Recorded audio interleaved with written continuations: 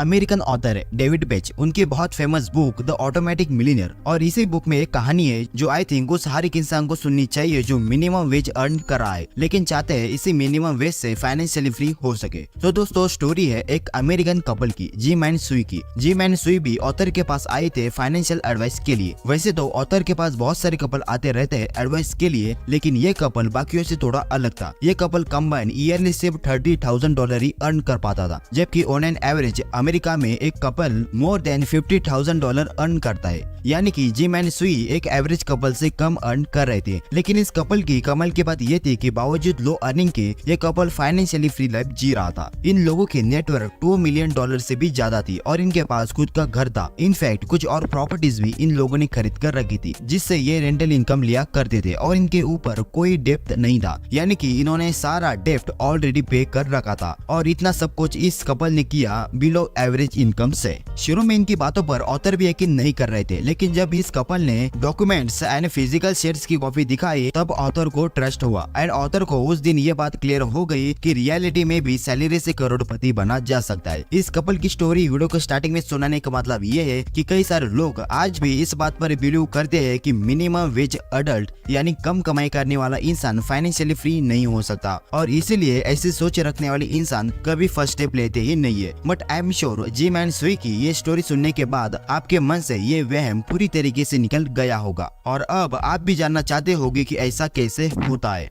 तो दोस्तों इस सवाल का जवाब जानने के लिए आपको वीडियो पूरा देखना होगा। वीडियो को इजी एंड इंटरेस्टिंग बनाने के लिए मैं कंसेप्ट्स को एग्जांपल एंड स्टोरी के थ्रू समझाने की ट्राई करूंगा। तो दोस्तों पहला एग्जांपल है मेरे पीसी का। वैसे तो मैं एक अच्छी क्वालिटी का पीसी यूज करता हूँ जो हैवी टास्क करने के लिए बना है, लेकिन स्टिल जब मैं डिफरेंट सॉफ्टवेयर का इस्तेमाल करता हूँ जैसे वीडियो एडिटिंग सॉफ्टवेयर, एक्सेल या फिर कोई वीडियो कन्वर्टर सॉफ्टवेयर एक्सेट्रा, तो ये भी लैग करने लगता है, ओवरहीट हो जाता है और कई बार तो इसकी विंडो भी क्रैश हुई है ज्यादा लोड की वजह से। तो अब अगर एक मशीन का यूज करने से उसकी हालत टाइट हो सकती है तो हम तो वैसे भी ह्यूमंस है, मल्टीटास्किंग करने के लिए बने ही नहीं है। तो ऐसे में अगर जॉब के साथ साथ इन्वेस्टिंग के लिए म्यूचुअल फंड की रिसर्च करनी पड़े, फिर पोर्टफोलियो डिविडेंड के लिए पीपीएफ या डेप्ट फंड के लिए इन्वेस्टमेंट करनी पड़े, तो होगा ये कि हमारा सिस्टम भी ओवरहीट हो जाएगा। कुछ महीनों के लिए हम इन्वेस्टमेंट को मैन्युअली तो कर पाएंगे, लेकिन लंबे समय के लिए अनुशासन रखना हार्ड हो जाएगा और हो सकता है कि एक समय पे आके हम अपने गोल्स पर काम करना छोड़ दे। इसलिए ऑथर भी कहते हैं अगर किसी गोल को पाने के लिए बहुत ज्यादा अनुशासन लग रहा है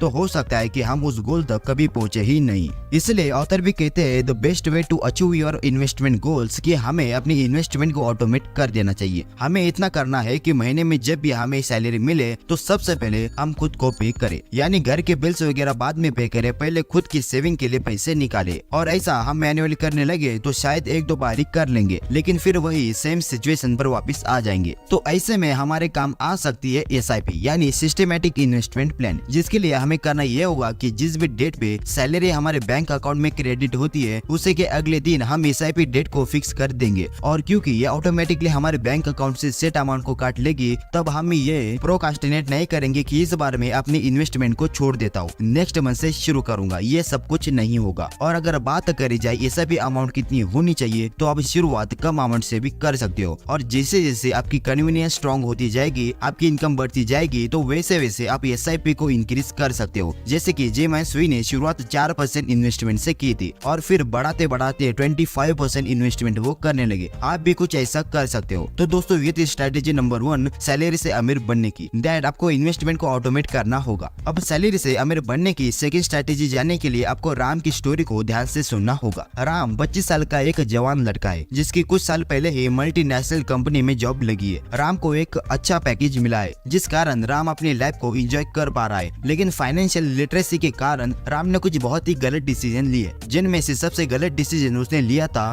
to buy expensive things soon credit. Ram ने लेटेस्ट आईफोन खरीदा ईएमआई पे, देन उसने एक न्यू कार खरीदी अगेन ईएमआई पे, और भी बहुत सारे एक्सपेंसिव चीजें थी जो उसने ईएमआई पर खरीद रखी थी। और उसने ऐसा इसलिए नहीं किया उसे इसकी जरूरत थी, बल्कि इसलिए ताकि वो दूसरों को दिखा सके कि वो भी लाइफ में कुछ उखाड़ रहा है। लेकिन राम एक्चुअल में वो चीजें खरीद रहा था जिनकी उसको जरूरत नहीं थी, बट वो उनको अफोर्ड भी नहीं कर सकता था, इसलिए वो उस पैसों से वो खरीद रहा था जो उसके पास है ही नहीं। अब कई बार राम अपनी ईएमआई मिस कर देता है और जैसे ही एक भी बार वो EMI मिस कर देता है तो क्रेडिट फैसिलिटी प्रोवाइड करने वाली कंपनीज उसका जीना हराम कर देती है। राम को अब रियलाइज हो रहा है कि जो वो काम ये सोचकर कर रहा था कि उससे उसको खुशी मिलेगी, अब वही उसके रातों की नींद उड़ाने लगी है। उसकी लेवरेज पर चीजें खरीदने की आदत उसकी मेंटल हेल्थ पर इफेक्ट कर रही है, और क्योंकि उसकी इनकम का एक मेजर पर्सन EMI पे करने में जाता है, इसलिए वो सेविंग का तो सोच ही नहीं सकता। इसलिए दोस्तों, अगर आप पर भी किसी तरह का एग्जिस्टिंग लोन है तो आप जल्दी से जल्दी उसे पे ऑफ करो। एक लोन के साथ अगर आप अमीर बनने की सोच रहे हो तो ये आपका सबसे बड़ा वहम है, आप ऐसा कभी नहीं कर पाओगे। हमारी कोशिश ये है कि हम जितना हो सके उतना पैसा बचाने की कोशिश करें, और यह तभी होगा जब आपके सिर पर किसी तरह का लोन ना हो। इसलिए सबसे पहले जितना हो सके उतना ज्यादा अमाउंट अपने लोन को पे ऑफ करने के लिए दो, उसके बाद सेव करने की सोचो। तो दोस्तों, ये थी स्ट्रेटेजी नंबर 2 सैलरी से अमीर बनने की, दैट पे ऑफ योर डेब्ट फर्स्ट। वैसे दोस्तों, इस वीडियो में मैं जो भी स्ट्रेटेजी आपके साथ शेयर कर रहा हूँ वो सभी डेविड बेच की लिखी बुक द ऑटोमेटिक मिलियनेयर से निकाली हुई है। अब आ जाते हैं स्ट्रेटेजी नंबर 3 पे, जो है buying a house instead of renting it. एक हाउस ऑन करना एवरेज इंडियन का सबसे बड़ा सपना होता है। ये सिर्फ एक एसिड नहीं बल्कि एक इमोशन भी है, लेकिन जब बात आती है इसको ऑन करने की तो काफी सारे लोग इसके हाई EMI पे करने से डरते। लेकिन बिलीव मी, घर को ऑन करना रेंट देने से ज्यादा बेटर ऑप्शन है, बिकॉज जब हम होम लोन के अगेंस्ट EMI कर रहे होते हैं तो हर एक EMI के साथ वो घर हमारा होता चला जाता है, जबकि रेंट का फायदा सिर्फ हाउस ओनर को होता है। वो पैसा हमारे जेब से तो निकलेगा लेकिन हमारे लिए कुछ क्रिएट नहीं करेगा। लेकिन कई सारे लोग के दिमाग में ये डर बना रहता है कि कल को अगर मेरी कोई इनकम ना रही और मैं होम EMI पे नहीं कर पाया तो मैं होमलेस हो जाऊंगा। तो दोस्तों, इसके लिए और एक तरीका बताते हैं जिसको मैंने इंडियन पीपल के हिसाब से मॉडिफाई किया हुआ है। तो आइए जल्दी इसे समझते हैं। मान लो एक कपल है जो काफी समय से रेंट पे रह रहा है, लेकिन उनका सपना है कि वो एक घर ऑन करे। अब इसके लिए उनको कैपिटल चाहिए होगी, जिसके लिए या तो वो बैंक के लिए अप्रोच कर सकते हैं होम मोड सैंक्शन करने के लिए, या फिर वो एक और ज्यादा सेफ एंड सिक्योर तरीका यूज कर सकते हैं, और वो ये है कि जितना भी लोन अमाउंट जो वो बैंक से लेना चाहते थे उतने पैसे वो बैंक में जोड़ दे और फिर होम लोन ले। फॉर एग्जाम्पल, अगर वो कपल 50 लाख रुपयों का घर ऑन करना चाहता है तो उन्हें 5,000 रुपयों की SIP किसी म्यूचुअल फंड या इंडेक्स फंड में कर देनी चाहिए, जहाँ से उनको एटलीस्ट 12% कंपाउंडिंग रिटर्न मिल सके फॉर एटलीस्ट 20 ईयर। आप देख सकते हैं ऐसा करने से उनके पास 58 लाख रुपयों तक जुड़ जाएंगे। अब वो कपल ये कर सकता है कि अपनी थोड़ी सी इनकम को वो सेल कर दे, फॉर एग्जांपल 50% को वो सेल कर दे और उतने की डाउन पेमेंट कर दे, और बाकी से वो EMI पे करते रहे, एज बिकॉज होम लोन पे जो इंटरेस्ट होता है वो किसी भी म्यूचुअल फंड के रिटर्न से कम ही होता है। इसलिए वो कपल जितना भी अर्न कर रहा होगा पर ईयर,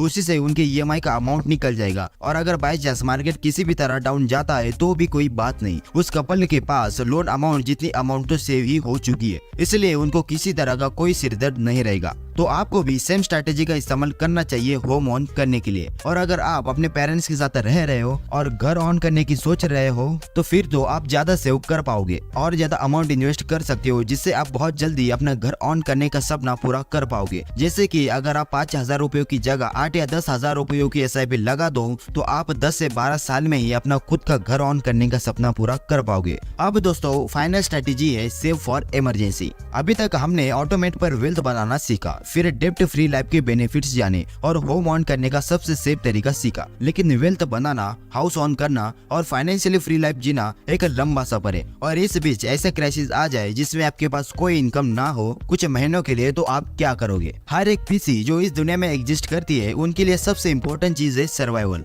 बात करी जाए ह्यूमन सर्वाइवल की तो पैसों के बिना एक इंसान का सर्वाइव करना बहुत मुश्किल है, खासकर आज के समय में। हम चाहे जितना भी ऑप्टिमिस्टिक रह ले, लेकिन इस फैक्ट को डिनाई नहीं कर सकते कि बुरा समय बिना पूछे बेवक्त आ सकता है, जैसे कि कोविड के टाइम पे हुआ था। एकदम से वक्त, जज्बात, हालत सब बदल गए, और जो लोग ऐसे समय में रेडी नहीं थे उनके साथ क्या हुआ ये तो आप जानते ही है। इसलिए इमरजेंसी फंड का होना मस्ट है। मिनिमम 6 मंथ का इमरजेंसी फंड आपके पास होना ही चाहिए, जिसकी कैलकुलेशन आप कुछ इस तरह से कर सकते हो। जितना भी आपका मंथली एक्सपेंसेस है उसे आप 6 से मल्टीप्लाई करोगे और जितना भी अमाउंट आएगा उतना अमाउंट आप as a emergency fund save कर सकते हो। आप ज्यादा भी सेव कर सकते हो, जैसे कि 12 या 15 महीनों के लिए आप सेव कर सकते हो। जितना आपको सेफ लगे उतना आप रख सकते हो। तो दोस्तों, ये थी short summary the automatic millionaire book की। होप आपको वीडियो पसंद आई हो। अगर हाँ तो वीडियो को लाइक कर दो, और अगर ना तो और वीडियोस देखो, आपको डेफिनेटली हमारे वीडियोस पसंद आएंगे। Thank you for watching.